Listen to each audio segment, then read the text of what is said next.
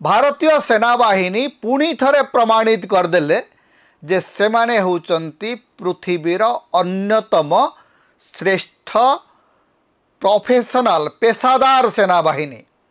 मु एथिपाई भारतीय सेनाबाहिनी रो पेशादार मनोवृत्ति द प्रोफेशनल एटीट्यूड को आमे सलाम करुचु जे सेमाने जेते बेले पराक्रम प्रदर्शन करी फेरी आसुचंते सेते बेले सेमाने गोटे कथा स्पष्ट करुचंते। भारतीय सेनाबाहिनी रो स्टेटमेंट रे तीनोटी शब्द अत्यंत गुरुत्वपूर्ण। Operation Sindoor was focused, measured and non escalatory. आमे कौनसी प्रकार पाकिस्तानी सेनाबाहिनी शिविर उपर आक्रमण करिनाहु, पाकिस्तान रो साधारण जनता उपर आक्रमण करिनाहु।